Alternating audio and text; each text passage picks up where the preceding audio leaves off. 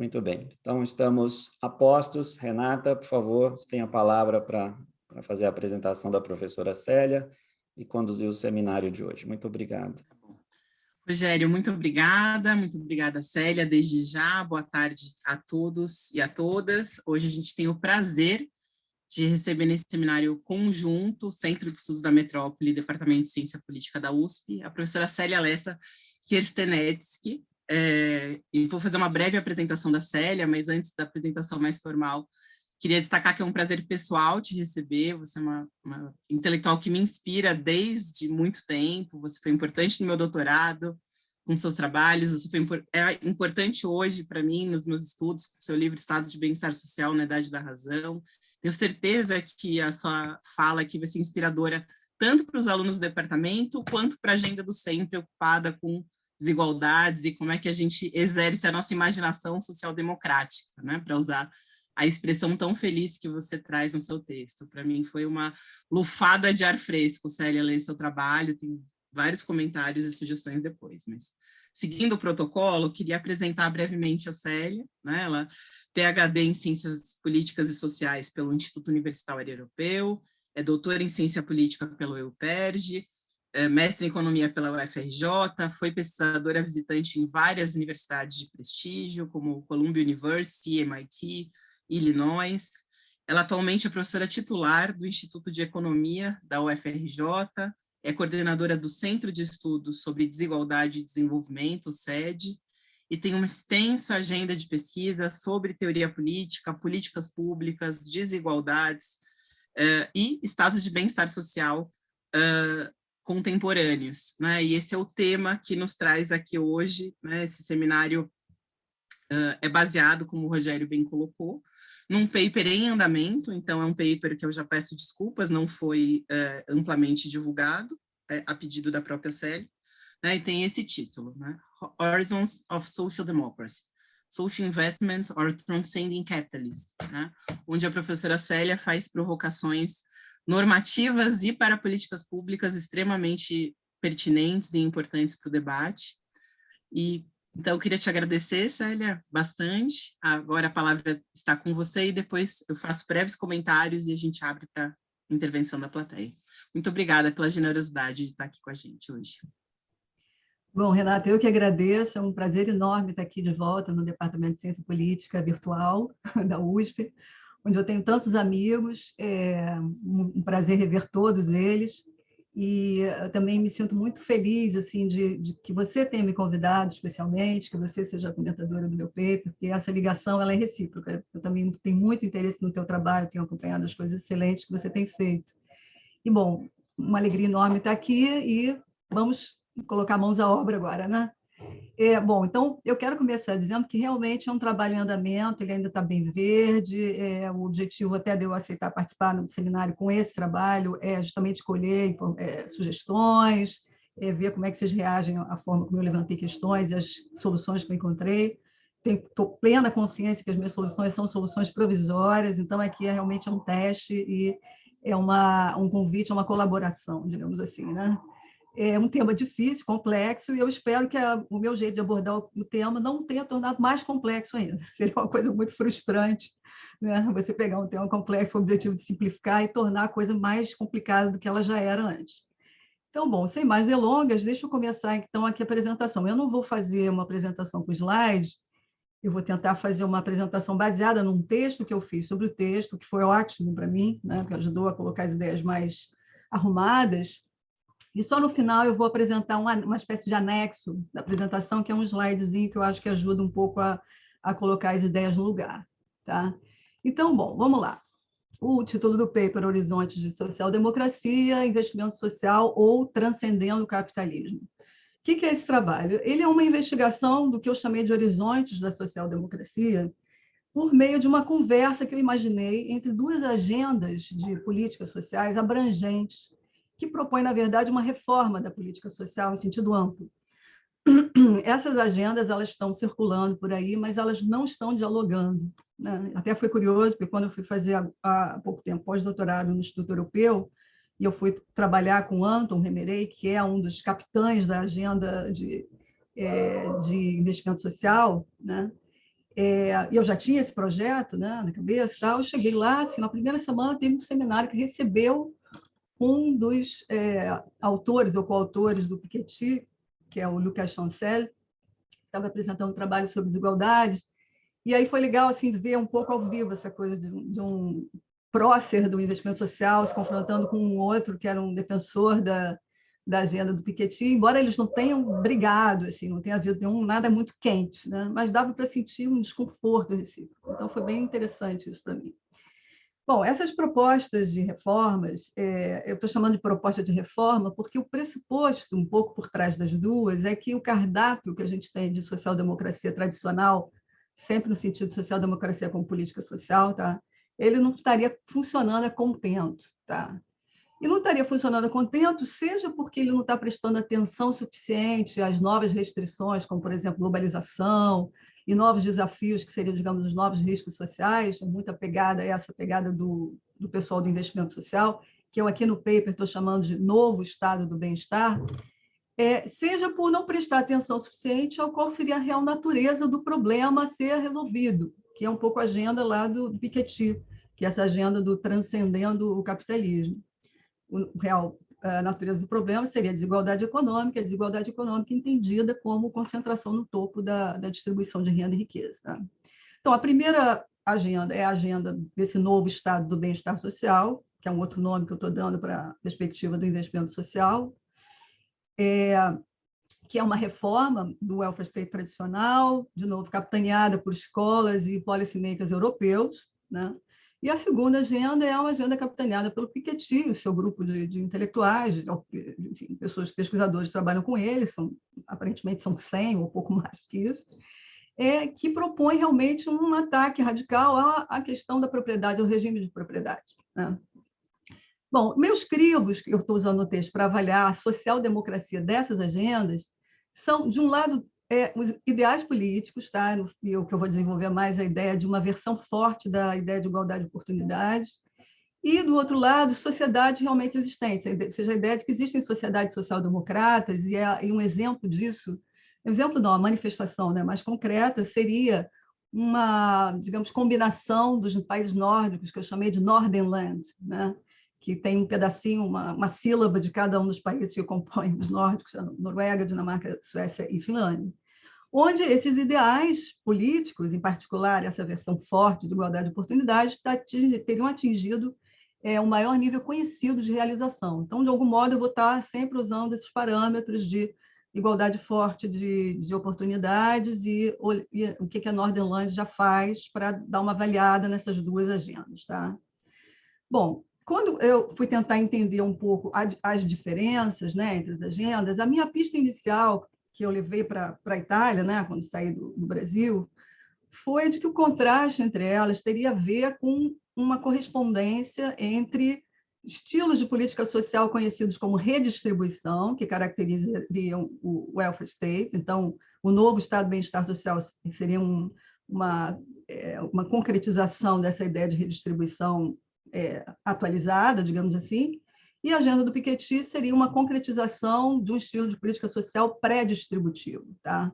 A ideia da redistribuição é que a política social incide principalmente depois, né, que as pessoas já recebem seus rendimentos no mercado, e a ideia da pré-distribuição é que a política social incide ou antes desse momento, ou mesmo durante, né, o momento em que ocorrem as transações de mercado. Né? Por exemplo, afetando as regras de mercado, introduzindo instituições que regulam as relações de mercado. Mas eu cheguei à conclusão que essa é uma pista falsa para a gente entender esse contraste entre essas duas agendas e buscar um diálogo.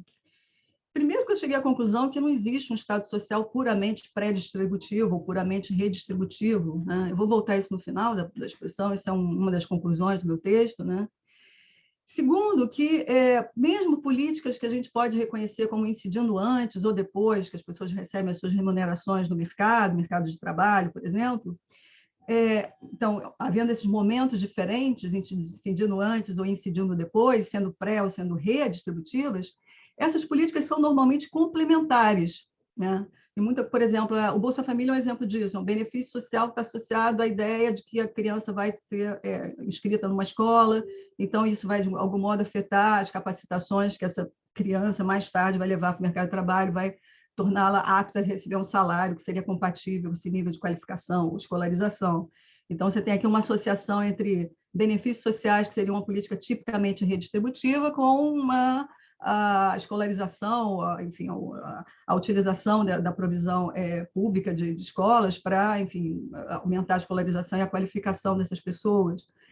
Outro exemplo seria o casamento entre seguro-desemprego e treinamento. Seguro-desemprego seria uma política tipicamente redistributiva, políticas de treinamento e retreinamento são políticas tipicamente pré-distributivas. Então, isso é uma outra coisa que complica essa separação muito pura de estilos de política social puros, ou pré-distributivos ou redistributivos. A mesma política também pode ter duas funções, né? Você pega uma política como, por exemplo, as aposentadorias públicas, elas têm um impacto não só nos rendimentos das pessoas, mas elas também têm um impacto sobre a oferta de trabalho. Você sabendo que você vai se aposentar com uma certa idade, você não vai ofertar trabalho a partir daquela idade, né? Então, você tem aqui a mesma política exercendo duas funções. Então, essa distinção de pré e re, né, no nível global, assim, né, você tem um Estado social que é puramente pré-distributivo ou redistributivo, ou políticas que só podem ser de um jeito ou de outro, ou que não se complementam, não realmente me pareceu uma hipótese muito boa, uma pista muito boa para explicar o contraste entre essas agendas. Mas eu acabei me confrontando com um debate normativo que existe, que está um pouco por trás digamos, de um contraste que há entre a agenda do Novo Estado do Bem-Estar e a agenda do Piketty, que diz respeito a quão realmente socialmente transformadoras políticas de pré-distribuição e de redistribuição podem ser, políticas específicas, tá? De pré-distribuição e de redistribuição podem ser. Então, assim, por exemplo, implicitamente a ideia de que só é realmente muito transformadora uma política que democratize o capital, por exemplo, né? Enquanto que uma política de transferência de renda ela não é socialmente transformadora. A gente vai falar um pouco mais detalhadamente disso, mas, assim, quando eu entrei nesse debate normativo, eu fui entendendo melhor algumas diferenças, ou pelo menos caricaturas que são feitas no debate sobre o outro lado. Tá? Um debate que ainda não existe, né? Mas a gente vai pescando aqui e ali algumas dessas caricaturas.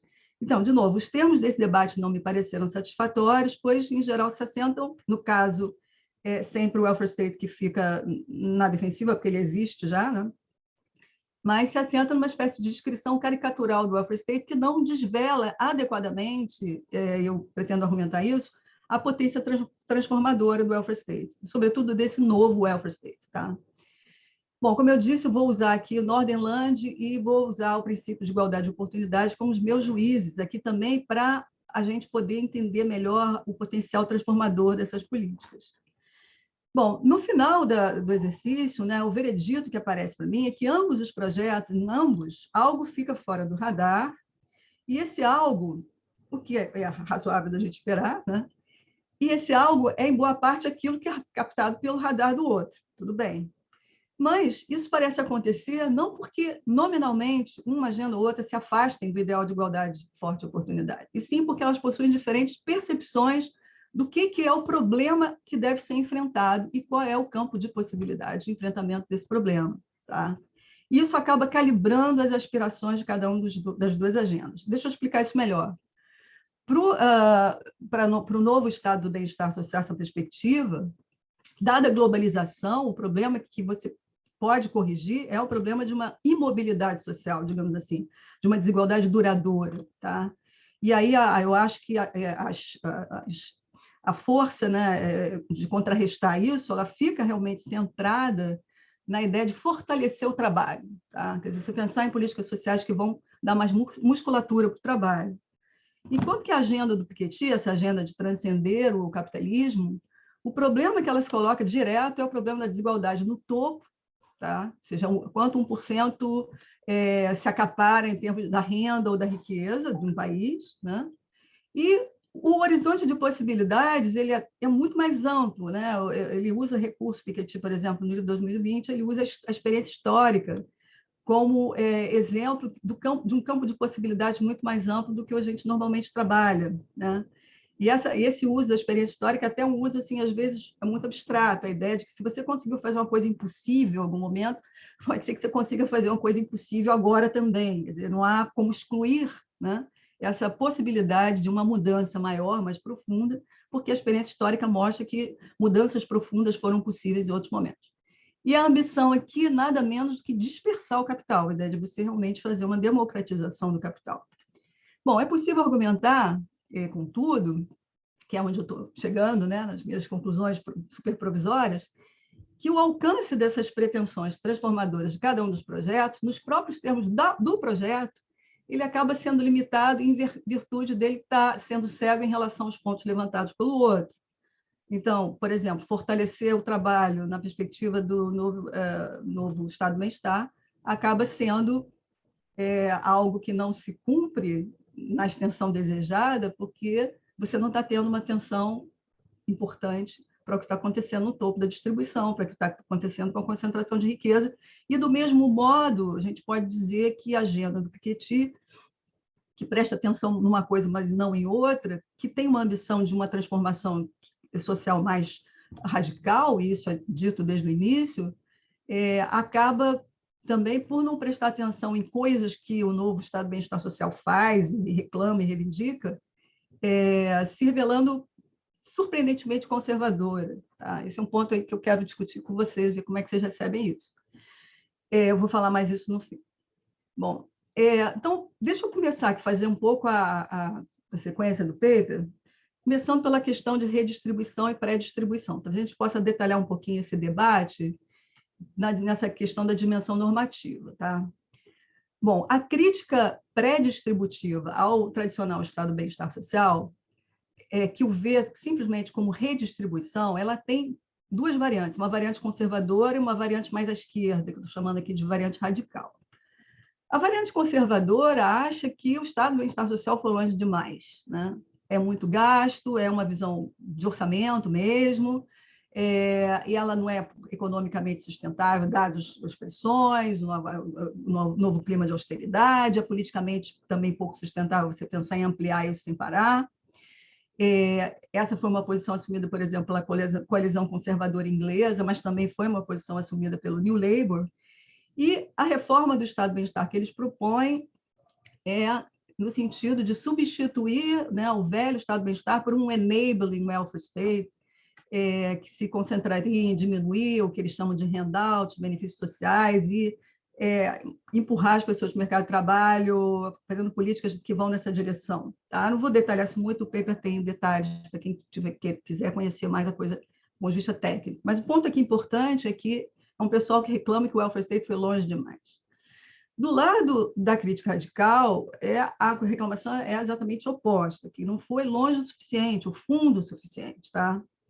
E aqui tem um grupo, né, de scholars em torno dessa discussão de democratização do capital, ou da tal democracia de pequenos proprietários, a Property Owning Democracy, que era uma proposta lá do James Mead, que acabou tendo uma recepção entre os rawlsianos, e, enfim, hoje tem um debate interessante aqui em torno a esse projeto. Tá? O Piketty é certamente um dos que adere a essa ideia. Ele só não chama assim, ele chama de circulação de propriedade, mas é um pouco o foco na questão de que a política social ela tem que fazer isso, dispersar a propriedade. Mas a gente pode argumentar aqui que tem muita caricatura em ambas as críticas. Nem é tanto verdade que o welfare state é só jogar dinheiro fora, fazer handout, não tem nenhum tipo de consequência produtiva, né, de expansão dos próprios recursos que ele vai precisar para financiar suas próprias políticas, como também não é tão verdade assim que o welfare state não faz nada de muito fundo, não vai muito longe. Talvez a gente possa detalhar isso um pouco. Talvez não, vou detalhar isso um pouquinho mais adiante. Tá?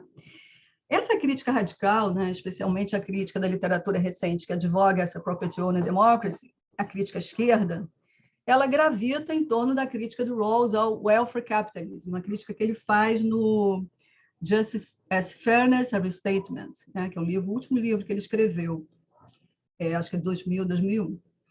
E ali aparece uma ideia de que o Estado do Bem-Estar ele é uma simples redistribuição, não atenta para o fundamental, que é a concentração de capital, e o capital concentrado é também concentração de poder, e é uma coisa que deflaciona o valor real da liberdade política da maioria daqueles que não têm capital, que é a maioria da população. E, nessas circunstâncias, o que acaba sobrando para a redistribuição é algo residual, que não é transformador nem da vida das pessoas e nem transformador do ponto de vista social. Essa crítica ela é bastante caricatural, né? Porque, assim, a gente poderia apontar vários problemas aqui. O paper não entra muito nisso, porque se eu falasse muito sobre isso, ia ser um outro paper, né? Mas a ideia é que ele compara o estado de bem-estar social existente, provavelmente ele está olhando lá para o estado de bem-estar social americano, lá dos anos 60, início dos anos 70, com uma versão idealizada, né, de uma coisa que não existe ainda, que é essa democracia de pequenos proprietários. Então, já é uma comparação um pouco injusta aí.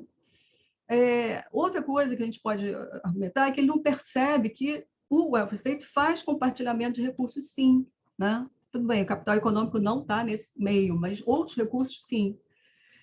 Outra coisa, e mais outras, né, objeções, que há várias políticas em comum na agenda da Property Owner Democracy e na agenda do welfare state, né?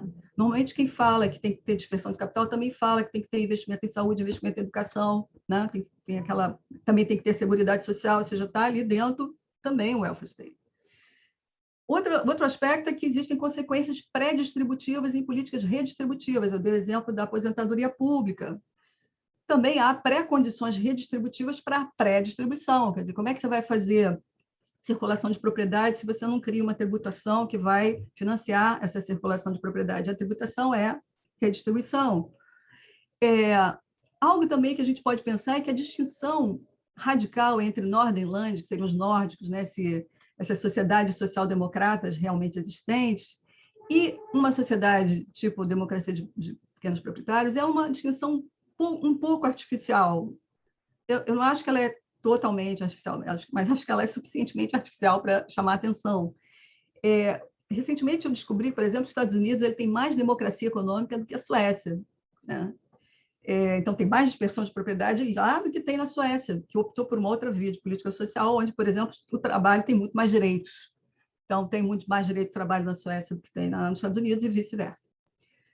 E também a gente pode falar que uma política tem uma função dual, mesmo a política função dual, já falei sobre isso, e que fica de fora, realmente, do radar do welfare state é a questão da democratização do capital econômico.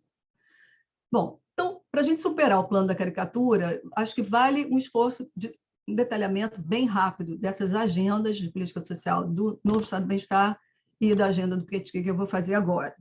Depois disso, eu vou tentar mobilizar o crivo dessa igualdade de oportunidades forte para a gente poder ter uma ideia da questão do quão transformadora cada agenda é, do ponto de vista de quão bem ela atende ou ela passa pelo crivo desse conceito aí de uma igualdade de oportunidade forte, tá? Que é um conceito que eu roubo claramente do Rawls. Então, o Rawls entra bem aqui, mal aqui, mas entra bem mais lá para o fim do meu trabalho.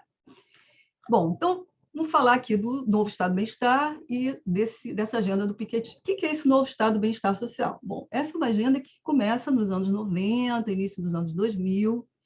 Tem um livro incrível sobre ela, que é o Why We Need a New Welfare State, que tenho certeza que o pessoal aí do Departamento de Ciência Política já leu, os estudantes. É um livro que foi coautorado pelo Sping Andersen, o Anton Hemeray, que é a professora com quem eu trabalhei agora, no ano passado, é um dos autores, e foi uma encomenda da Comissão Europeia justamente para fazer uma reforma do Estado do Bem-Estar, dados os novos problemas que estavam surgindo, problemas de tudo quanto é natureza, problemas econômicos, problemas sociodemográficos. Então, a ideia de que eles, enfim, avançassem uma proposta nessa direção e, então, essa agenda do Estado do Bem-Estar do investimento social que surge como uma resposta a questões de sustentabilidade econômica do welfare state em meio a um clima de austeridade, outras pressões com os chamados novos riscos sociais, né? Na literatura tem esse nome, que são basicamente os riscos econômicos, como revolução tecnológica, mudança estrutural, desindustrialização, a questão do mercado de trabalho e de serviços, e questões sociodemográficas também, envelhecimento populacional, as mudanças nas famílias, enfim, um bando de problemas novos, de novos desafios que seguir fazendo o que estava se fazendo antes não ia ser suficiente para enfrentar.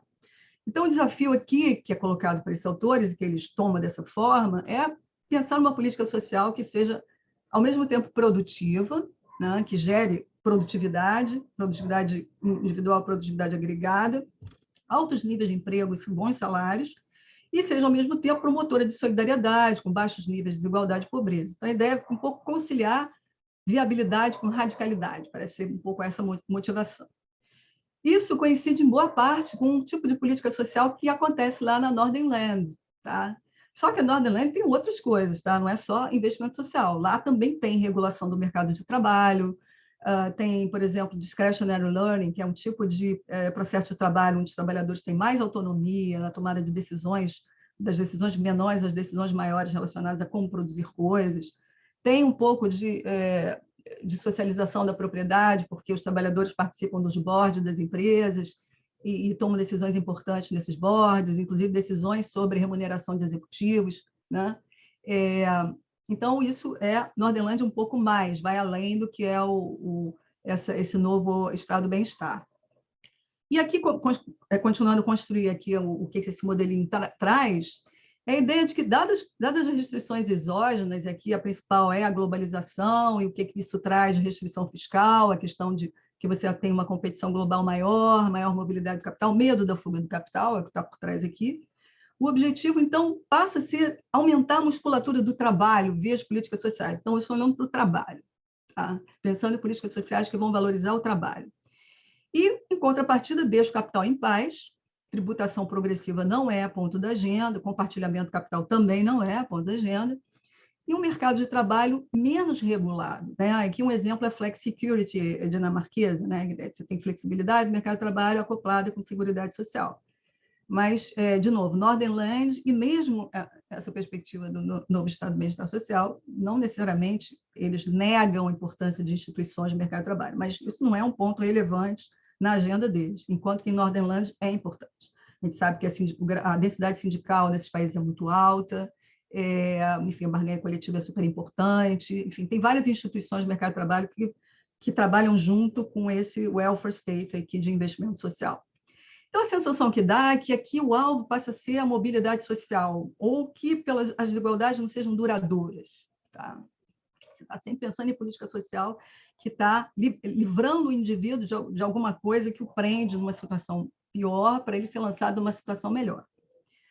Bom, a agenda do Piketty, por outro lado, e aparece essa agenda um pedacinho no livro de 2014, outro no livro de 2020, ela é, em certo sentido, o simétrico disso, porque a atenção não é o mercado de trabalho, a atenção dele é o capital e a tributação. Tá? E essa ênfase decorre do risco social identificado por ele como o chamado retorno do capital, né? E a desigualdade econômica associada a esse retorno do capital. No livro de 2014, vocês lembram que o remédio que ele dava era um imposto sobre a riqueza, né? Esse é um remédio confiscatório, né? Diminuir a desigualdade, vão confiscar renda e riqueza daqueles que têm extraordinariamente muito. Mas no livro de 2020, ele realmente gasta um bom tempo pensando um conjunto de políticas, e aqui que eu estou identificando mais a agenda do Piketty, né? Políticas de circulação e socialização da propriedade, que ele se estende bastante sobre elas, impostos progressivos para sustentar essas políticas. Isso, dentro de um estado de bem-estar social que ele imagina que são, quer dizer, esse conjunto de políticas de circulação e socialização da propriedade, mais o welfare state é 50% da renda nacional. Né? Esse pedacinho de dispersão da propriedade pega 5%, e aí ele vai mostrar que impostos vão financiar isso. E aí o welfare state, a menção que ele faz o welfare state, então, fica com 45%. Mas ele não fala mais nada do welfare state. Né? Isso não é o objeto dele. Discutir esse é uma caixa preta ali, que é, inclusive, a minha queixa aqui nesse paper em relação a essa agenda.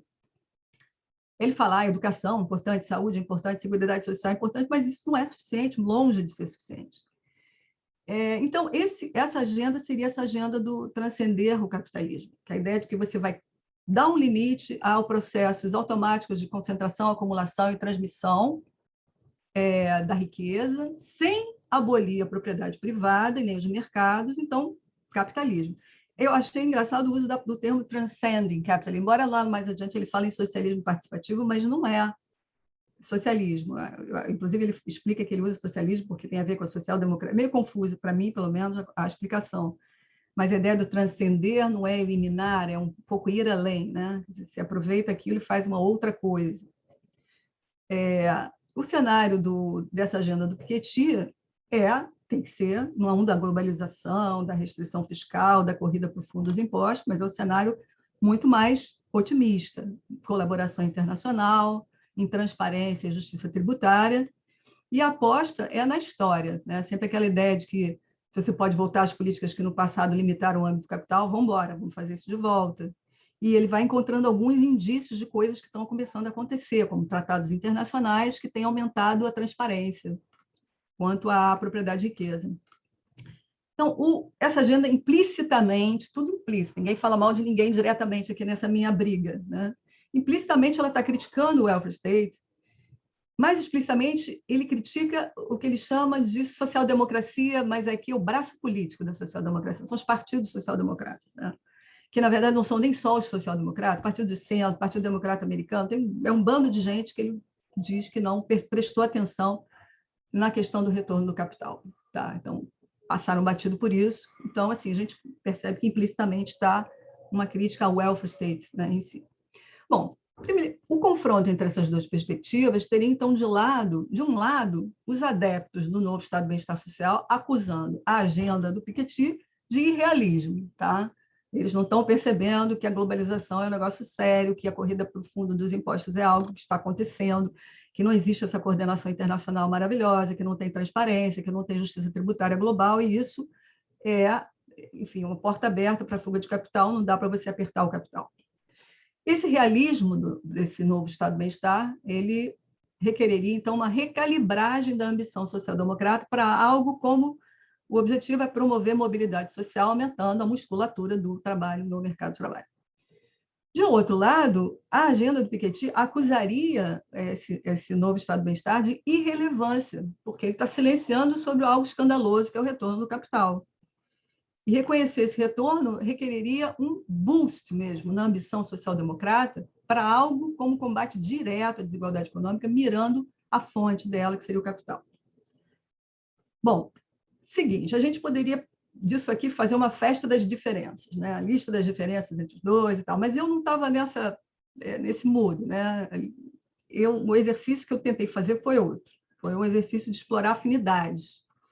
E, para explorar essas afinidades, eu pressupus que essas duas agendas teriam uma base comum, e essa base comum eu pressupus que fosse a adesão a um princípio forte de igualdade de oportunidades, que eu estou chamando de FIO aqui, tá? Forte igualdade de oportunidades, FIO. Esse FIO serviria como uma espécie, como eu já disse antes, uma síntese dos ideais políticos da social-democracia, no sentido doutrinário do termo, não eleitoral, tá? Ou seja, eu suponho que o objetivo último comum seja um sistema socioeconômico, que eles estão tentando delinear, obediente a esse FIO aí. No entanto, é preciso a gente aquilatar se o que cada projeto inclui ou deixa de fora se constitui em uma promoção ou uma violação desse princípio. Tá?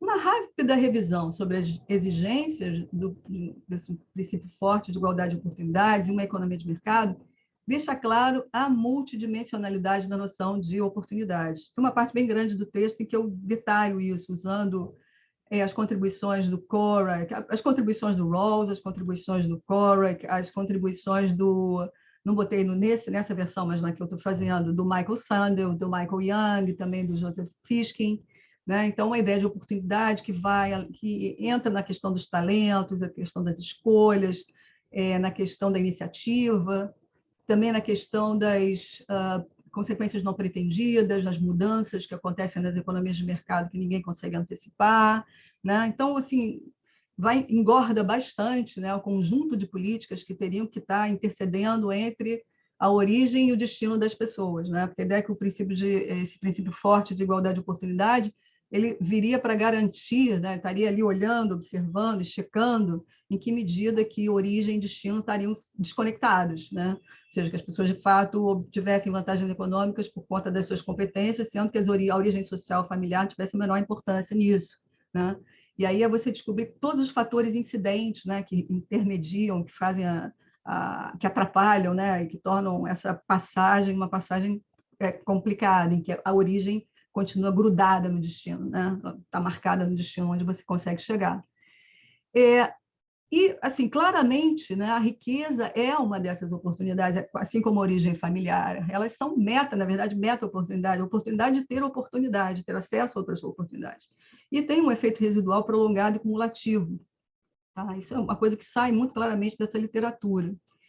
Nesse caso, a despeito do rastreio cuidadoso, refinado, né, que a perspectiva do investimento social, esse novo welfare state faz, das oportunidades ausentes, que tem que estar presente já lá na educação infantil, às vezes intervenções pré-natais mesmo, tem toda uma literatura mostrando que a fase pré-natal é muito importante para o desenvolvimento de habilidades sociais, cognitivas, etc. Então, tem um conjunto de intervenções que começam já lá antes, na mãe, né, na gravidez e tal, que já está cuidando de tentar descolar a origem e destino. Então, eles têm realmente 500 mil políticas diferentes, um refinamento enorme nesse sentido, né? E claramente você percebe essa ideia de que eles estão tentando realizar ao máximo possível essa ideia de uma igualdade de oportunidade forte, né?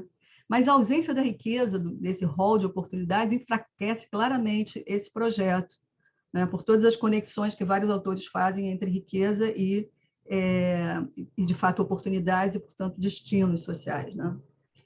Então, é uma falha séria que esse projeto seja silente em relação ao problema da concentração de riqueza dessa perspectiva do princípio de igualdade de oportunidade forte. A gente pode elencar algumas objeções, né, que a gente poderia levantar a esse argumento que eles vão dizer, bom, mas tem a globalização e tem a fuga de capitais e tal, mas algumas objeções que eu pensei, deixar o capital sem controle significa também você deixar a desigualdade crescer, né? Tem algumas hipóteses empíricas que são levantadas que são contestáveis. Será que acontece mesmo a fuga de capital?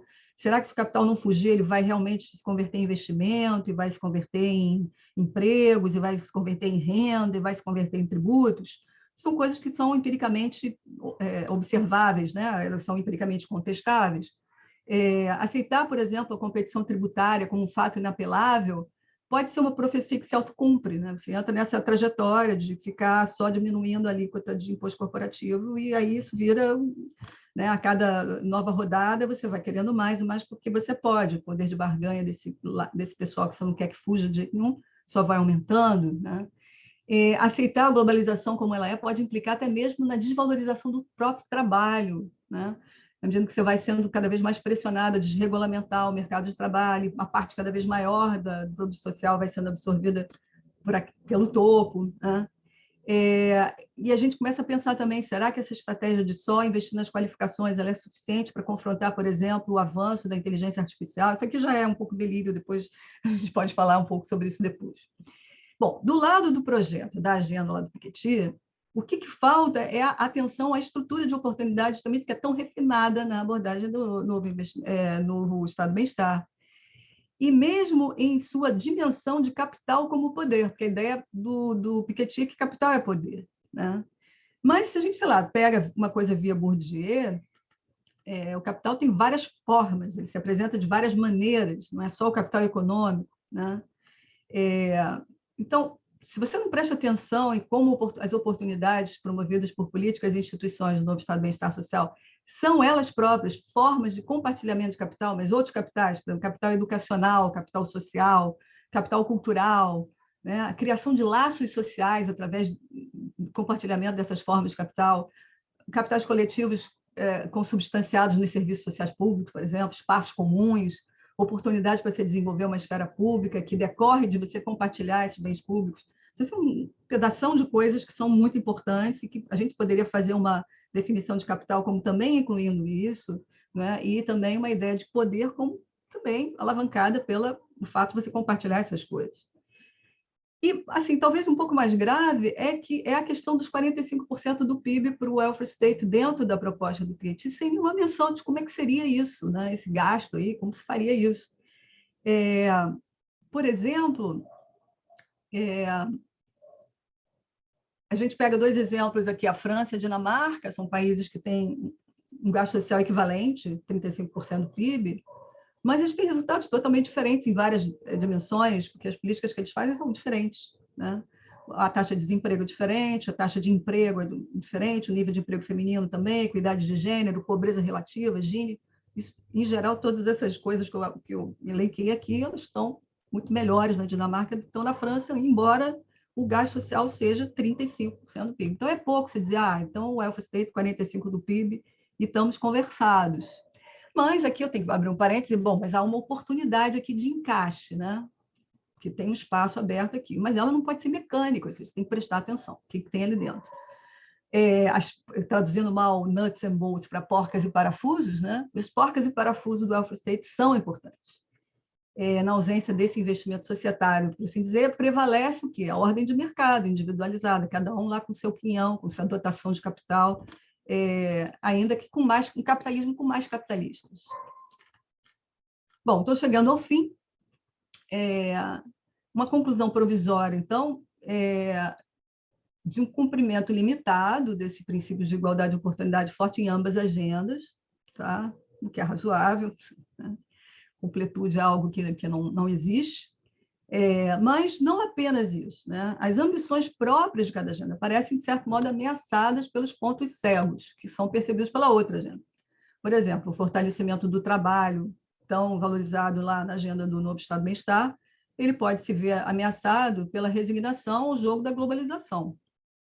Do lado da agenda do Piketty, a democratização do capital pode ser a contrapartida de um capitalismo redivivo com um individualismo exacerbado, uma coisa ali que na cozinha, né, do novo Estado do Bem-Estar Social, dado aquelas políticas sociais todas misturadas com serviços que são compartilhados, onde as pessoas se encontram, né, e pessoas de classes diferentes, inclusive, se encontram, né, assim, essa oportunidade de você ter essa dimensão societária mais enriquecida, né, se perde numa abordagem mais individualista, em que você está falando só de distribuição de dotação de riqueza, né?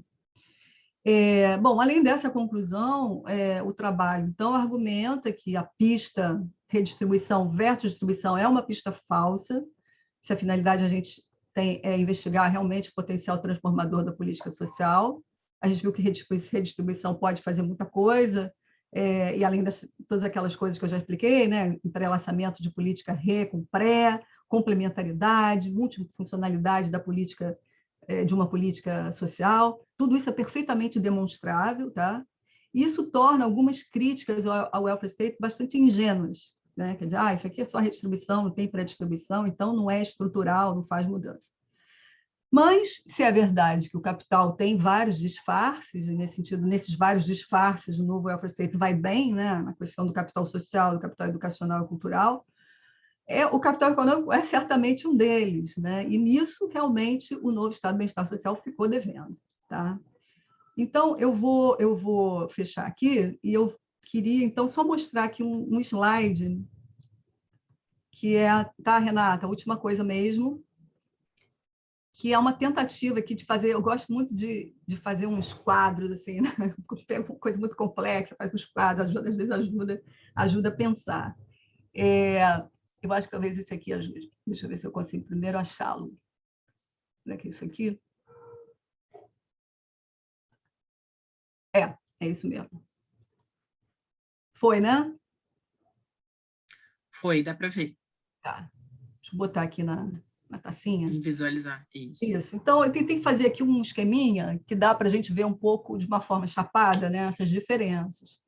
Então, assim, eu tenho as colunas, que é o Novo Estado do Bem-Estar, e o PTC seria o Transcending Capitalism do Piketty, né, a agenda do Piketty. E nas linhas eu tenho algumas questõezinhas que eu elenquei, que eu acho que ajuda a gente a ver as diferenças. Onde é que está a ação, né, para o Novo Estado do Bem-Estar Social? Estão olhando para os 90% ou 99% da população, né, que é o pessoal que vive da renda do trabalho, principalmente, enquanto que a agenda do Piketty está mais preocupada com o 10% a 1%, que são os mais ricos. Problema que é singularizado, ou pelo menos enfatizado, né, pelo novo Estado do Bem-Estar, seria, eu acho, mais a questão da imobilidade social, quer dizer, a ideia de uma desigualdade duradoura, né? Enquanto que a agenda do Piketty, eu acho que é claramente a questão da desigualdade econômica, de novo, entendida como a fração da renda que é apropriada aí pelo topo. A solução lá para o novo Estado de Bem-Estar Social é via a questão do trabalho, vamos fortalecer o trabalho, né? Sempre aumentando a produtividade do trabalho, esse aumento da produtividade do trabalho através daquele bando de políticas de qualificação e oportunidades que existem ao longo de toda a vida, né? From cradle to grave, né? Desde da coisa pré-natal, investimento em educação infantil, todo o ciclo educacional e depois as políticas de treinamento, retreinamento, tudo, envelhecimento ativo, né? Então, realmente tem um conjunto de políticas que vão acompanhando você ao longo da vida e que tem o objetivo de deixar você como um trabalhador bem produtivo, portanto, alguém que recebe um bom salário, ou tem a oportunidade de mudar bastante, mudar de ocupação, né? E não ficar preso lá na sua origem. A agenda do Piketty é claramente a questão da dispersar o capital. Tá? Tudo bem que ele também fala do welfare state, e aqui eu faço essa diferença aqui. Tem um encaixe nele que o outra agenda não tem. A outra agenda não abre muito para vamos fazer democracia de proprietários. Não tem mesmo. Tá? Eles têm até uma certa aversão a isso. Uma vez eu comentei aqui entre nós, tá? Só entre nós 67. Comentei rapidamente com o Anton sobre isso. Ele falou assim, não me interessa, 1% não me interessa. Né? É socialismo dentro de uma classe. Eu acho que é uma frase do Fritz Scharf. Né? A restrição de cada um, no caso do novo Estado de Bem-Estar, claramente é a questão da globalização, do que ela coloca de como é que a competição internacional leva a essa questão de você ter que segurar seus cavalos, né, não poder ir para cima do capital, e a agenda do Piketty é a imaginação. Né? A gente imagina, depois a gente vai atrás. Já que aconteceu no passado, pode acontecer no futuro. E, de fato, alguma coisa está acontecendo, né? Isso aqui é muito interessante, né? O imposto corporativo global está começando a ser discutido, né? Então, placas tectônicas estão mudando. Então, eu não caricaturizo muito isso, não, tá? Eu olho com respeito, né? Acho que é uma coisa de respeitar, né? Consequências não pretendidas, a minha penúltima linha, consequências não pretendidas ameaçando o projeto transformador. No caso do novo Estado de Bem-Estar Social, essa ideia de você perder a musculatura do trabalho, que é aquilo que você menos deseja que aconteça. Né? Por quê? Porque uma fração cada vez maior da renda nacional está sendo comida pelo capital, pelo quem está no topo, você tem que tornar esse cara cada vez mais produtivo, cada vez mais qualificado. E aí tem todas as questões, aí várias incógnitas nisso, né? E também essa questão, talvez, da pressão da competitividade, de você diminuir as regulações que sobraram do mercado de trabalho, né? Então, isso também pode dar, são desafios, tá? Não estou dizendo que vai acontecer, mas é desafio. Enquanto que, no caso da agenda do Piketty, um desafio é você ter uma transformação social menor do que o esperado, porque se você está apostando muito em um capitalismo com muitos capitalistas, tá? Eu estou aqui fazendo uma pequena caricatura, é um pouco o individualismo, é o mercado, né? E os problemas que isso traz. Então, e aí a última linha seria o que eu chamei de viés cognitivo das abordagens. Acho que o novo Estado de Bem-Estar é uma abordagem mais sociológica mesmo. Está olhando para a sociodemografia, está olhando para a questão das mulheres, está olhando para a questão dos idosos, dos cuidados, né? Integrando tudo isso numa ideia de justiça social que passa pelo princípio de igualdade de oportunidade forte. E a agenda do Piketty, eu acho que é assim, a gente poderia dizer, uma agenda economicista, que não quer dizer ruim, né? Mas quer dizer que é marcada muito por uma coisa de recursos, né? Recursos econômicos, distribuição desses recursos e tal. Né? É isso, eu só queria realmente trazer isso para vocês, eu estou muito ansiosa aí para ver as reações dos comentários, as perguntas e sugestões. Obrigada. Muito obrigada, Célia. Acho que foi ótimo. Agora eu tenho a função de não falar muito, mas assim, tenho vários comentários e sugestões. E eu, enfim, o meu papel aqui é um pouco provocar o debate e um pouco dialogar contigo no seu paper, né? Então, eu sou uma das pessoas privilegiadas que lê o seu trabalho, que é um trabalho em desenvolvimento, e eu queria destacar alguns pontos, e aí, enfim, o Rogério vai me controlando. Enquanto isso, eu queria só reforçar que vocês podem fazer as perguntas levantando a mão ou usando o chat, tá? Eu queria começar destacando, Célia e plateia, né? Eu acho que o seu texto é um texto desafiador para comentar, porque ele conecta muitos conceitos e ele tem muitas contribuições para diferentes debates. Eu acho que esse é um ponto que está, inclusive, subexplorado, né? E tem a ver, inclusive, com esse seu final, né? Eu acho que seu texto é um excelente exemplo, né, da importância de um debate normativo de alta qualidade com a discussão sobre políticas públicas, né? E essa conexão entre os ideais político-normativos e o terreno das políticas realmente existentes, essa conexão é muito poderosa, né? Eu acho que esse é um ponto importante, inclusive para a gente pensar a nossa conjuntura atual desencantada. Eu gostei muito das provocações que você faz e desse debate imaginado, né? Dessa reconexão. Seu texto é pleno de reconexões que são altamente dependentes de definições conceituais, né? Vou voltar nesse ponto, né?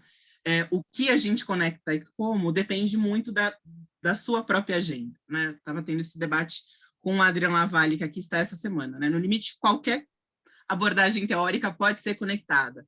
A questão é deixar claro para quê, né? E tem algumas dimensões subentendidas no seu texto, né? Ou que vão ficando claras ao longo do texto, e você poderia dar esse recado mais desde o começo, né? Eu te provocaria dizendo que o Piketty entra para complementar a sua agenda, né? Da social-democracia e como é que a gente avança. E aí, enfim, lendo o seu texto e pensando nessa conexão entre política pública e o debate normativo, eu lembrei, inclusive, de um trabalho super antigo, da Argelina Figueiredo e do Marcos, lá de 1985, né, sobre as conexões entre princípios de justiça e políticas públicas, né? Esse é um debate que a gente não tem mais feito, é um debate super importante, até para a gente pensar nessas reconexões, tá? Mas eu acho que, por exemplo, Célia, esse debate tão importante que você faz sobre as múltiplas funções das políticas públicas, ele podia ganhar mais relevo, tá? Porque eu acho que esse é um debate muito importante para o seu leitor. Até para você superar essa falsa, como você coloca, nessa falsa dicotomia entre pré-distribuição e redistribuição. Eu acho que ali tem muita potência nessa discussão sobre as múltiplas funções de uma política social, tá? E como é que esse é um dos fios de ligação. Acho que esse é um ponto importante. E tem um outro ponto importante para mim, que é a própria justificação dos seus parâmetros de comparação, dos seus parâmetros de análise, né? A parte do benchmark.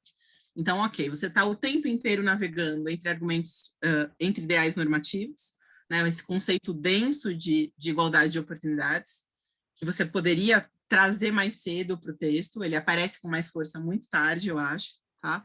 E a dimensão das sociais-democracias efetivamente existentes. Tá? E aí eu sinto uma certa contradição entre você destacar o exemplo dos países nórdicos, que às vezes aparecem como um bloco, com algum grau de homogeneidade ao longo do texto, e lá nas conclusões você vai mobilizar a ideia, e que você considera subexplorada, das variedades, não só de capitalismo, mas das variedades de social-democracia. Então, eu queria te perguntar um pouco sobre isso. Assim. Então, qual é o lugar desse parâmetro da Nordland e qual é o lugar de pensar essa variação, tá? Porque, para mim, isso também provoca, Célia, essa articulação que você faz. Estou falando muito rápido? Não, tá ótimo. Porque é uma estratégia para ganhar tempo. Eu falo muito rápido e é uma estratégia para ganhar tempo. Estou conseguindo anotar. Tá bom, porque eu acho que também tem um outro ponto, Célia, para mim, que é entender essa associação que você faz muito rápido, porque você já desenvolveu em outros trabalhos, mas cada vez que a gente escreve um artigo, a gente tem que resgatar outros pontos. Entre a perspectiva do investimento social e isso que você está chamando do novo welfare state. Uhum. Essa associação direta de sinonímia entre uma coisa e outra, né? Porque esse novo welfare state, desde a crítica feminista ao Spin Anderson, ele está sendo disputado e ele tem contornos distintos, algum grau de variação, como você vai dizer lá na conclusão. Mas você constrói a sua argumentação fazendo essa relação muito forte, até para você depois voltar nessa ideia tão potente, né, dos modos de reconciliação entre capital e trabalho que estão ali embasando a tua argumentação. Mas queria te provocar que essas peças, para mim, ainda precisam de ajustes, né? Não ficaram tão claros, ou pode ser um erro de leitura meu também. Muito importante, tá? Uma outra provocação para você, eu adorei a ideia da tentativa de reconciliação e adorei que você coloca as perspectivas para dialogar e tenta pensar numa reconciliação, tá? Mas aí um ponto para mim de ausência de diálogo. Então, vamos pensar por que essas literaturas não dialogam. Por N motivos possíveis. Mas do ponto de vista de políticas públicas, e quando a gente vai pensar as soluções e o detalhamento das soluções possíveis, para a gente chegar, inclusive, nos argumentos de economia política, e não só nos ideais normativos, como é que a gente pensa as escalas de análise e a escala das soluções, né? O debate sobre o welfare state, ele obviamente está conectado com essas macro transformações globais, mas ele está olhando para as estruturas nacionais. Uma boa parte da agenda do Piketty está preocupada com dimensões transnacionais e globais, de regulação transnacional, né? E aí um certo descuido das dimensões nacionais. Então, talvez não seja nem uma desconsideração do welfare ou de achar que isso não é relevante, mas aonde cada um começa a resolver o problema.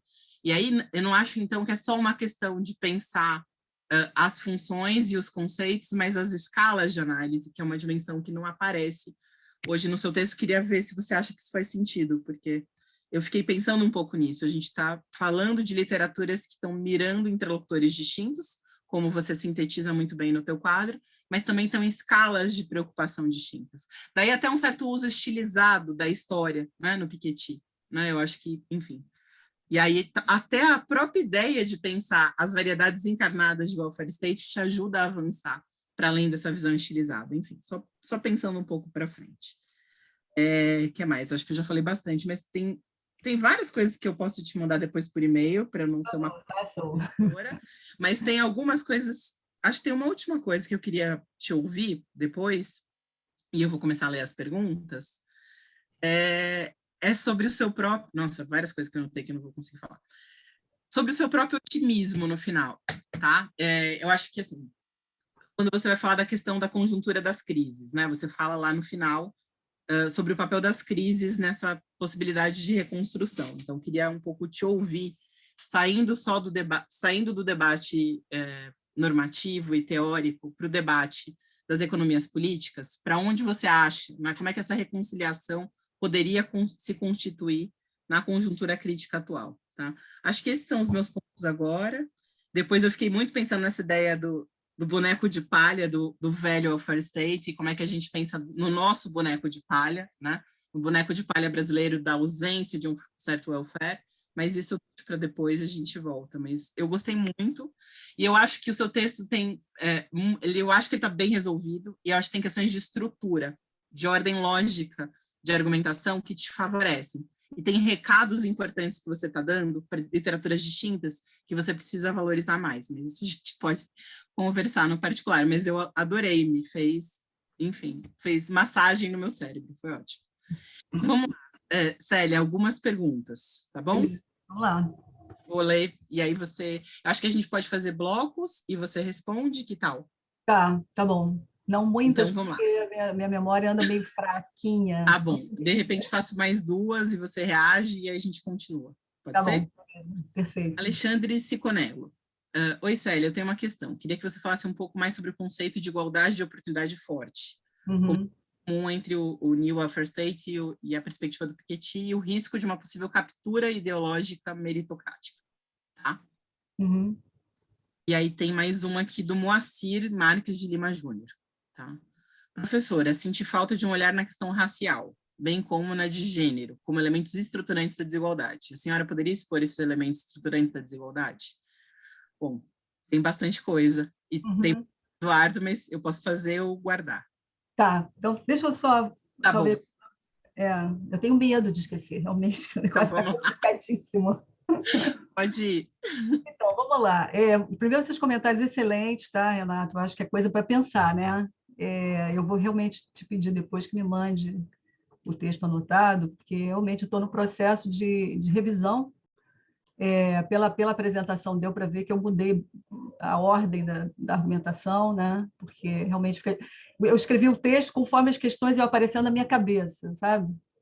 Então, assim, fui me aproximando das duas agendas e pensando, bom, será que isso tem a ver com redistribuição? Foi assim um pouco, né?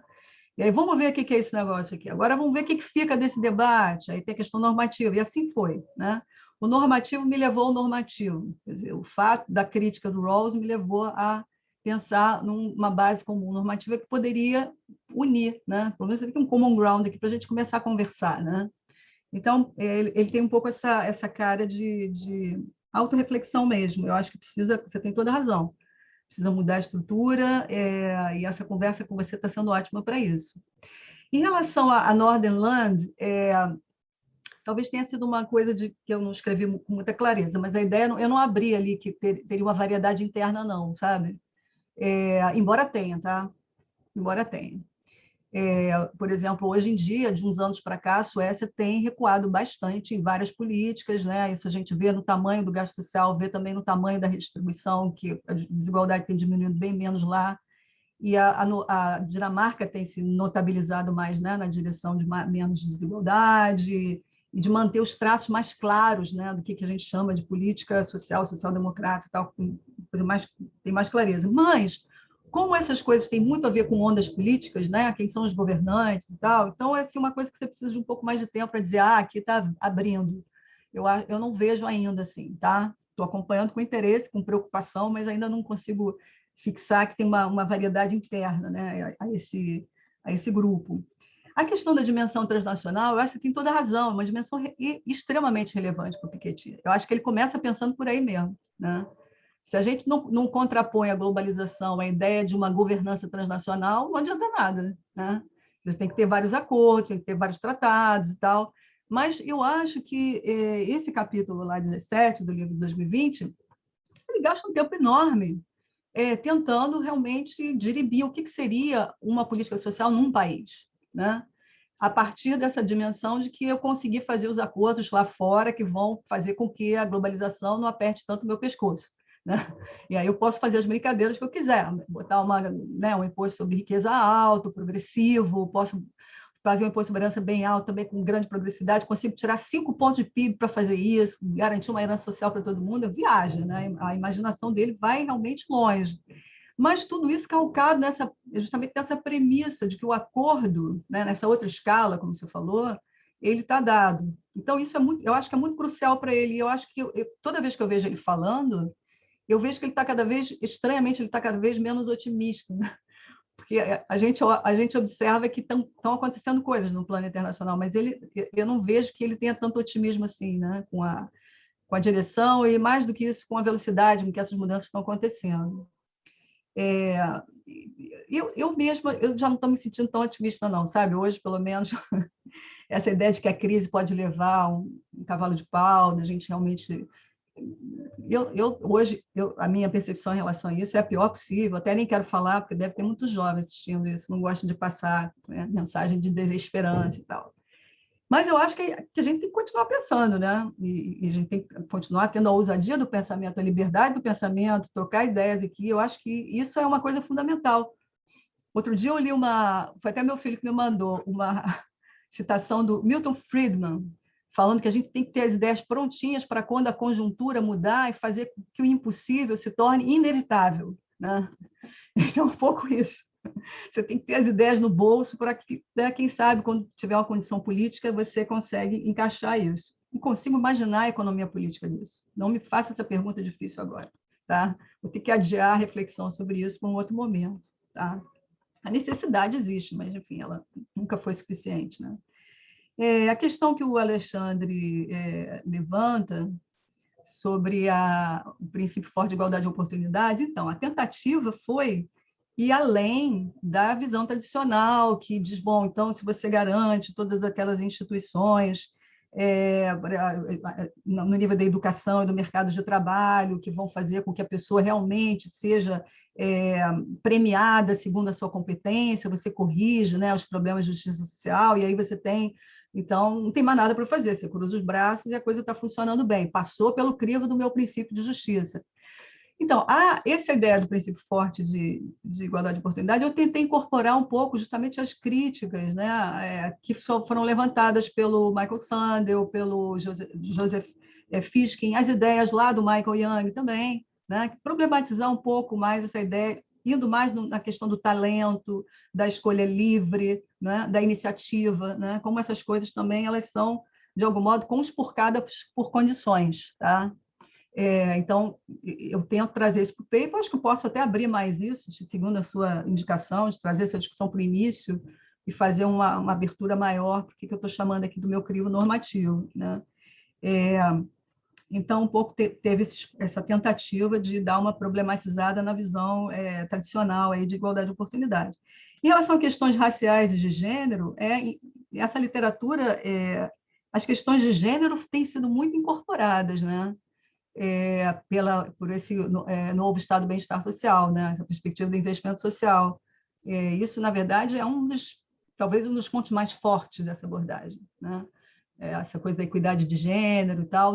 Nos países nórdicos, as questões de imigração são muito importantes, então eles também têm uma preocupação de fazer políticas sociais de assimilação, às vezes mais num país, menos no outro. Aqui, assim, eu acho que tem uma variedade que vale a pena olhar, né? Então, esse é um ponto que é sensível.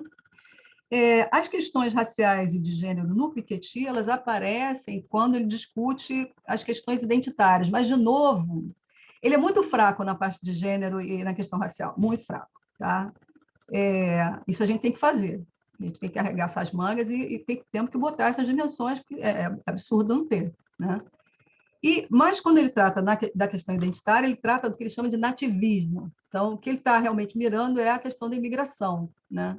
Quer dizer, todo o preconceito, a discriminação, a dificuldade, desigualdade de oportunidades que estão abertas para os imigrantes. Né? E aí, como que ele acha que a social-democracia deveria ter pego essa bandeira de uma forma mais forte, a insistir mais na questão da redistribuição. Né? Então, eu acho que é um pouco por aí que ele vai, né, nessas questões quem foi que levantou mesmo? Qual é o nome da pessoa? Por favor. Moacir. Moacir, que o Moacir levantou. Mas eu acho que você tem toda a razão, são questões absolutamente centrais. A gente tem que fazer o dever de casa, sim. Dá para fazer, tá? Legal, Célia. Agora a gente tem mais duas questões. Uma do Eduardo Marques, nosso querido colega. Excelente, Célia, obrigado. Queria te provocar a incluir uma última linha na tabela, indicando desafios políticos da implementação das duas estratégias. Essa é fácil. Na linha do que eu fui. Me parece que no New Welfare State há desafios eleitorais para a continuidade do financiamento do Estado e para a perspectiva do Piketty, a imposição de perdas ao 1% e às grandes empresas. Faz sentido? Será que isso pode explicar o avanço diferenciado das agendas dos países? Estou te provocando nessa direção. E tem uma do Lucas Cardoso, posso fazer? Sim. Então, vamos lá, ele também te parabeniza pela apresentação. Deixa eu achar aqui. Apresentação excelente. Obrigada. Tem uma pergunta. Qual o papel de políticas de renda básica incondicional nessa divisão? E te parece ser contrário... eu uso. Aqui. Parece ser contrário... Cadê? Isso. Piketty parece ser contrário em geral, preferindo capital básico incondicional. Seria um estilo de política típico do novo estado de bem-estar? Ou seria preterido por ambas as correntes pelo individualismo? E aí ele faz um complemento depois. Adendo. Renda básica incondicional não está no futuro da social-democracia? É isso. Duas questões bem tranquilas, né? A gente pode... Super agora. A gente pode fazer outro seminário. Oi, Edu, obrigada pela pergunta. Até que te convidar para a gente trabalhar um pouco sobre isso, né? Essa questão da viabilidade, os desafios políticos, né? Que eu acho que é um tema absolutamente central. Assim. Tem algumas pessoas trabalhando com as coalizões, né? Coalizões de apoio a políticas de investimento social, e são esses trabalhos que eu conheço um pouco, não muito, né? Mas já vi que tem gente trabalhando com essas pesquisas de opinião, tentando observar o apoio de diferentes grupos da população a certas políticas. Né? Então, já tem até no investimento social, tem um paper sobre isso. Quais são os grupos que tendem a apoiar mais as políticas de investimento social e aqueles que tendem a apoiar mais as políticas de estilo clássico, tipo assistência social, na população. E é curioso que tem assim, uma coisa bem cross-class, sabe? Não é que o investimento social tem o apoio de um grupo específico, né? Que fica até difícil você definir qual grupo seria esse, porque desempregados, eles se beneficiam, as mulheres se beneficiam, né? Mães se beneficiam, famílias com crianças, de modo geral, se beneficiam. Pessoas que trabalham, que estão em idade de trabalhar, se beneficiam. Pessoas que não trabalham também se beneficiam, né? Idosos se beneficiam. Então, assim, potencialmente, né, você tem pelo menos uma coalizão social razoavelmente significativa para apoiar, e o fato é que essas políticas elas estão conseguindo se perpetuar nesses países, né? Elas começaram pequenininhas, mas agora já são super importantes. É uma parte grande do gasto social que já tem esse carimbo, né, de política de investimento social. A política do Piketty eu acho mais complicada, mais difícil, né? não é impossível, né? Mas isso aí também teria que rastrear, não vou dizer algo que eu não sei, teria que rastrear pesquisa de opinião sobre apoio à tributação de riqueza, por exemplo, né? Eu sei que, por exemplo, na Inglaterra e na França, as pessoas tendem a apoiar mais, a maioria das pessoas tende a apoiar políticas de tributação de riqueza, mais do que, por exemplo, políticas de tributação de herança. Aparentemente, a política de tributação de herança é vista como uma política contra a classe média. Então, a ideia é que você tem uma casa, passa para o seu filho, seu filho vai fazer o quê para pagar o imposto? O imposto de 40% ali sobre aquela herança que ele recebeu, né? Então, embora, né, a gente tem que explicar, não, mas vem cá, quem tem uma casa não paga, na segunda casa paga um imposto pequeno, na segunda casa, enfim, tem várias maneiras de você resolver isso. Tem uma proposta lá do Atkinson, que seja um imposto sobre riqueza ao longo da vida, né? Não é uma, né? Enfim, tem formas de você fazer isso que não sejam traumáticas e representem uma coisa de lump sum, que você tem que transferir para o governo.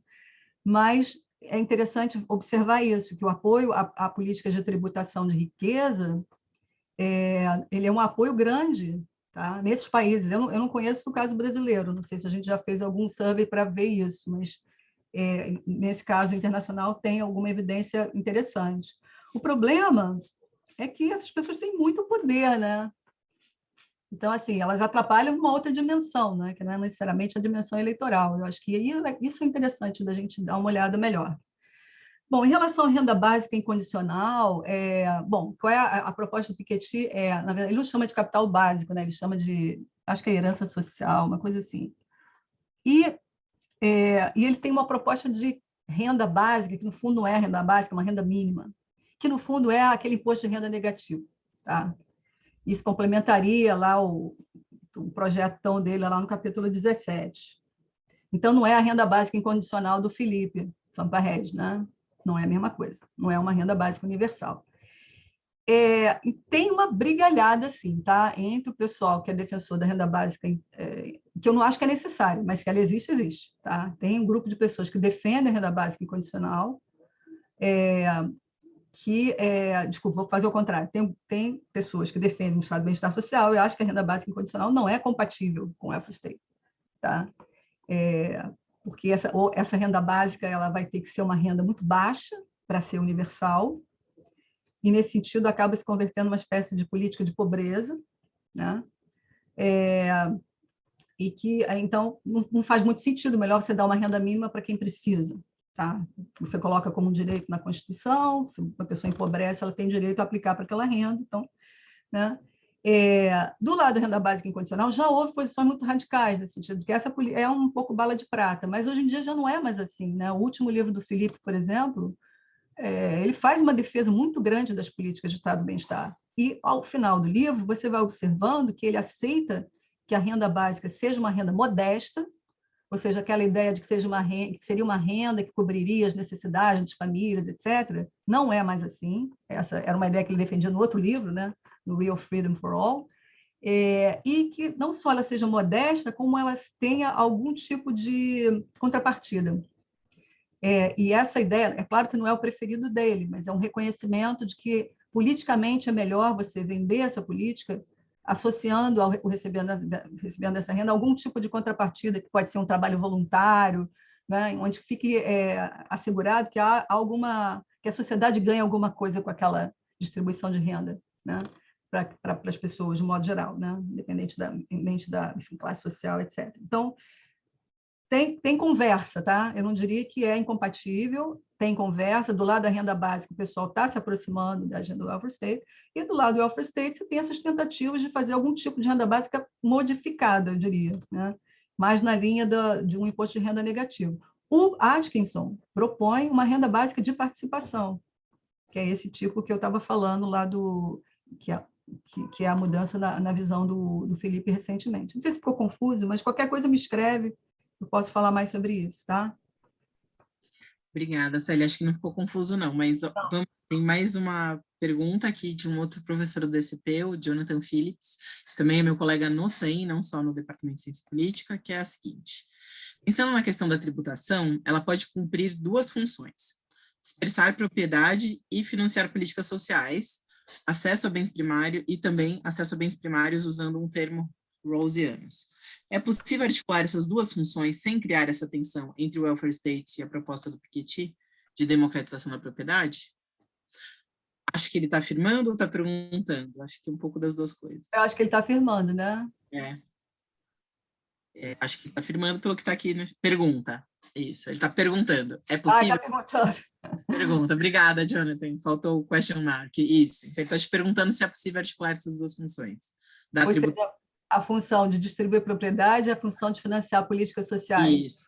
Isso. Acho que do ponto de vista lógico, sim, né? Na prática, não é isso que acontece, né? Porque se você observar a história dos estados de bem-estar social nórdicos, o Northernland, né? Aí na terminologia que eu inventei, a tendência é dar um peso, isso é menos verdade da Dinamarca, mais da Suécia, tá? É dar um peso maior para impostos indiretos, do que, por exemplo, impostos diretos, né? Então, a progressividade tributária não é tão alta na Suécia, por exemplo. A Dinamarca é mais, mas ela não é tão alta. E esses impostos são usados para financiar um estado de bem-estar que é muito caro, tá? Se pensar, por exemplo, só política de educação infantil, sei lá, chega quase a 3% do PIB, né? Que são aquelas que você diria, bom, isso aí não é nada, não, é muito, né? Políticas ativas de mercado de trabalho, 2% do PIB, aí você vai somando, né? Sem falar as grandes rubricas. Então, eu não vejo como você poderia, com uma tributação que tem um peso importante dos impostos indiretos, financiar tanto esses bens públicos de forma tão extensa e universal, com tanta qualidade, e, ao mesmo tempo, também financiar um fundo social que ajude a dispersão de propriedade, sem você aumentar muito a tributação. Não tem muito jeito, vai ter que aumentar, mas aumentar nos impostos indiretos eu acho que ruim, porque aí tem a questão da regressividade. Vai ter que aumentar nos impostos diretos, mas aí bate com essa presunção, né, deles, que eu acho que eles têm, de que aí você está incorrendo no risco do capital flight mesmo, né? Eles têm ali uma coisa de cooperação entre capital e trabalho. Eu vi uma entrevista muito interessante sobre... Porque agora tem um negócio chamado Nova Democracia Econômica, que é capitaneado pelo Bo Rothstein. Tem até um filminho sobre isso, que ele mostra que isso existe no mundo de várias maneiras e tal. É nova, não é a mesma coisa da antiga.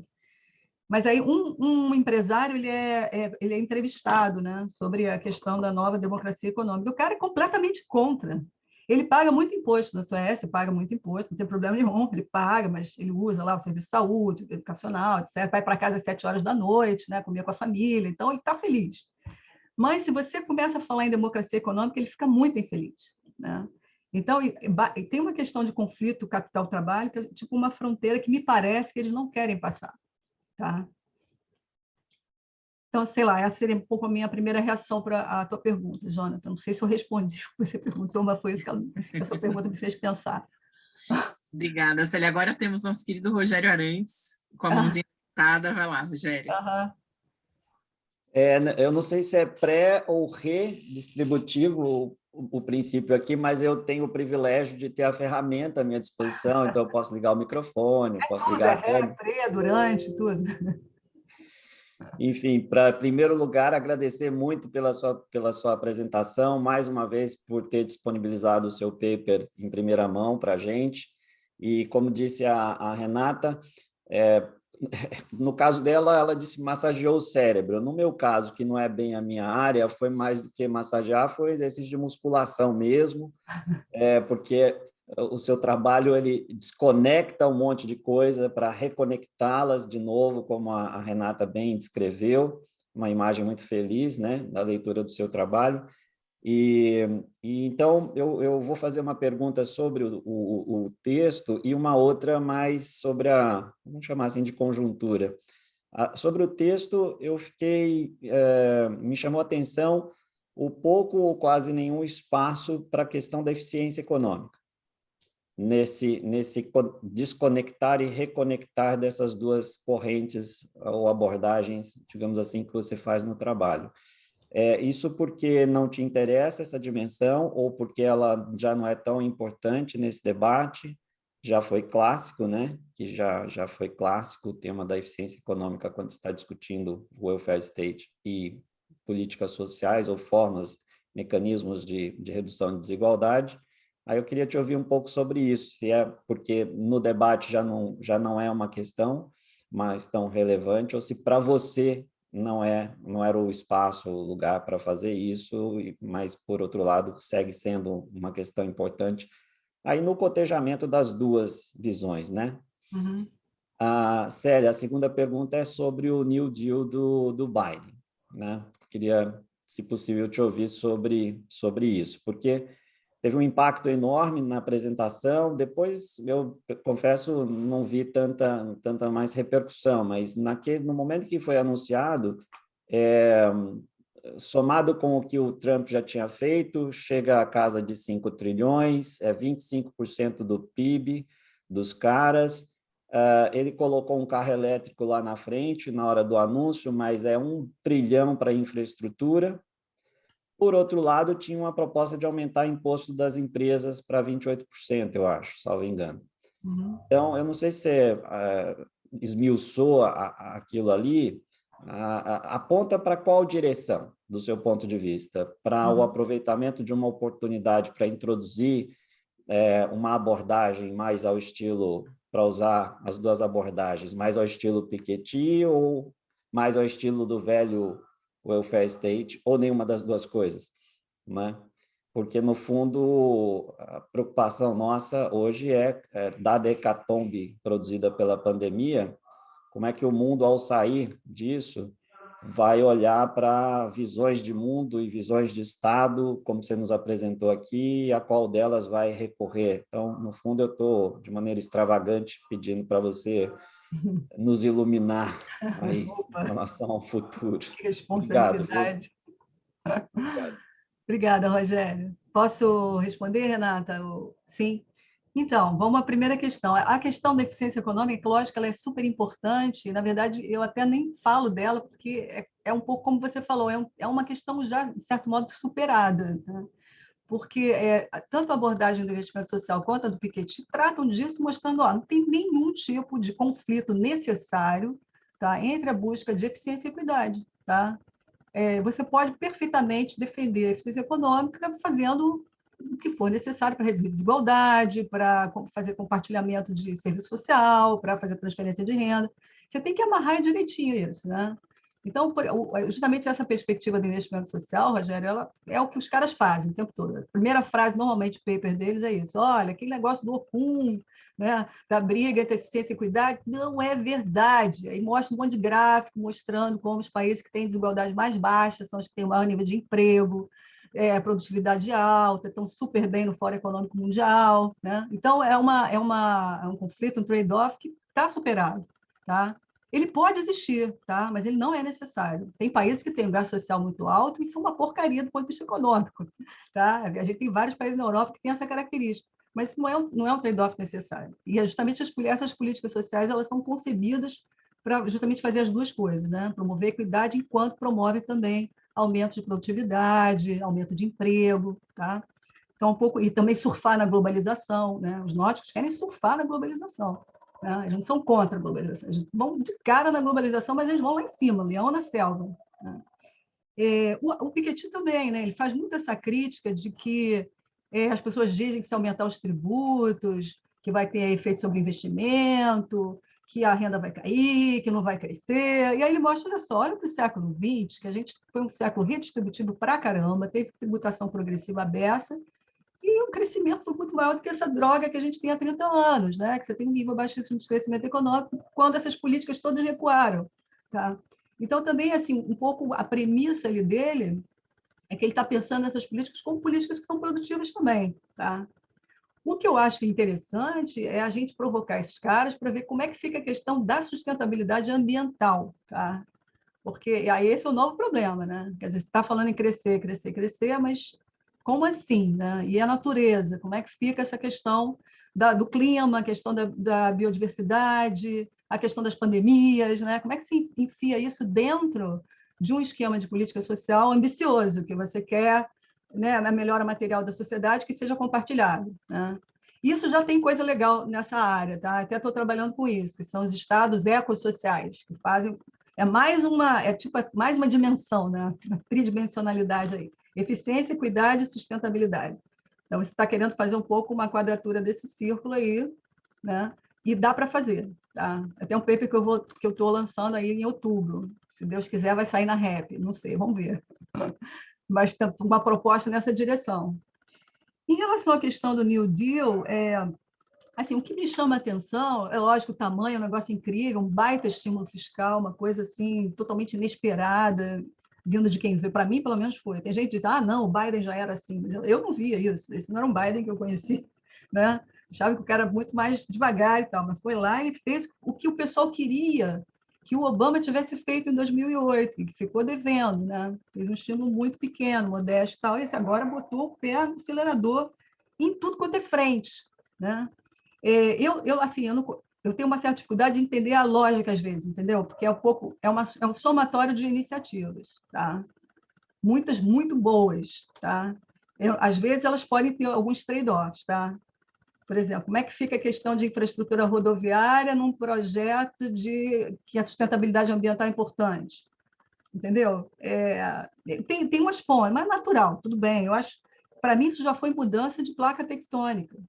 E está fazendo o financiamento disso com imposto progressivo. Caramba, isso foi incrível, porque todo mundo dizia até ontem que imposto sobre a corporação não deve fazer, porque aí eles não vão investir, aí não vai ter renda, aí não vai ter emprego, aquela história. E ele vai lá e vai fazer, e vai ter. E eu acho que isso é um sinal interessante, entendeu? Eu acho que se tem alguma esperança para os países periféricos, vai ser a abertura, né, que essas mudanças de paradigma vão fazer para a gente. A gente custa entrar, né? Que enquanto eles estão indo lá para frente, a gente está voltando para trás o tempo todo, né? Nossas políticas sociais, enfim, você sabe tudo, não vou contar, porque a gente não chorar junto aqui. Mas, por exemplo, uma coisa que eu achei bem interessante, a atenção aos cuidados, né? Os cuidados são uma política social fundamental no estado de bem-estar social, esse novo welfare state, né? Que é a mesma coisa que o investimento social. Eles estão super atentos para isso, tá? A importância dos cuidados para as mulheres poderem trabalhar, né? A importância dos cuidados para aumentar a autonomia dos idosos, né? Que tipo de cuidado você vai fazer? É cuidado em que você fica na sua casa ou cuidado que você vai para uma instituição, né? Então nossa, tem assim tese sobre isso. E eles têm muito cuidado com essa questão da autonomia, não é só a igualdade, também a autonomia, né? Então eu achei muito interessante que os americanos tenham captado essa coisa dos cuidados, né? Como algo central, infraestrutura social, ótimo, né? Mas, assim, não sei, de onde eu estou vendo, eu tenho que ler mais sobre isso, mas eu não consigo ver muito, assim, uma coisa sistêmica clara, entende? E que você já resolveu aquela coisa dos trade-offs e tal. Mas estou de olho, eu acho que isso é um bom sinal dos tempos, concordo contigo.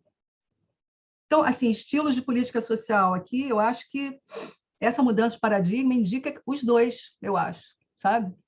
A possibilidade de mãos dadas aqui, né? Nessas direções. É até uma ideia legal que você está me dando aqui, que eu vou ressignificar, né, esse Green New Deal aí a partir dessa conversa, né, desses estilos de política social. Beleza, obrigada. Legal. Gente, mais alguém tem alguma pergunta, algum comentário? Vamos ver. Se eu não comi mosca aqui, acho que no chat não tinha... deixa eu ver se surgiu mais algum. Mas acho que não. E eu tô achando tão incrível terminar com você falando de algo positivo e tão rápido falar sobre esses temas, assim, que eu tô quase, né, achando o máximo. Você tá vendo luz no final do túnel. Eu fiquei com essa... Eu estou preocupada agora. Né? Não, mas eu acho que é isso. E é interessante que você falou, porque eu às vezes acho que eu desanimo os meus alunos, né? Desanimo. Não é uma boa estratégia. Não é, não é. A citação do seu filho, né? A gente tem que ter as ideias frescas para quando a conjuntura nos permite tornar inevitável o impossível. Tornar é lindo isso. Inevitável, Tornar inevitável. Poesia do Milton Friedman. Não, gente, realmente, assim, para mim... Eles fizeram isso, né? Exatamente isso. A Revolução Conservadora era aquelas ideias que estavam no bolso dos caras e, quando primeira oportunidade, opa, vamos implementar tudo. Nossa, isso me deixou tão animada. A Marta está te cumprimentando pela excelente exposição e debate. Ai, querida, beijos, beijos grandes, saudades de vocês todos. Tomara que a gente se veja rápido. Então, a gente está numa situação boa. Não sei, Rogério, acho que a gente pode ir caminhando para o encerramento, então. Sim, podemos. Agradecendo mais uma vez a Célia, agradecer pela apresentação, pelo debate, oportunidade de ter você de novo com a gente aqui, mesmo que virtual. Não deixei de notar também o seu cuidado em relação à fala para os... Você detectou bem o nosso público mais jovem. Muito bom ver uma pessoa que tem esse cuidado, viu, Célia? Aprendi com você essa hoje. Vou usar também daqui para frente. Você nos deixa também essa lição de como o professor e o pesquisador têm um papel também de cuidado. Isso aí, beleza. Te agradeço por Bela isso frase. também. Sim, E, Renata, muito obrigado pela condução do seminário. Parabéns ao SEM pela iniciativa também. O departamento agradece mais uma vez essa cooperação do Centro de Estudos da Metrópole. Eu queria só agradecer, mesmo porque escuto que meu filho acabou de chegar e agora eu tenho que virar o registro dos cuidados e dos arranjos. Foi muito bom, Célia, aprendi muito com o seu paper. Tenho comentários específicos que eu te mando por e-mail. Ótimo. Vou deixar o convite para você debater o seu paper, né, Rogério, sobre o Green New Deal, sobre, né, como é que a gente faz a quadratura desse círculo, né, pensando na dimensão de sustentabilidade, equidade. Acho super importante. Tá bom? Muito obrigada. Obrigada a vocês, foi ótimo. Tá? Estou aguardando ansiosamente os seus comentários, o meu trabalho. Tenho certeza que vai melhorar muito com isso. Tá bom, gente. Beijão. Obrigada. Obrigada, beijo. Obrigada, Rogério. Tchau, boa noite para vocês. Tchau, tchau. Tchau.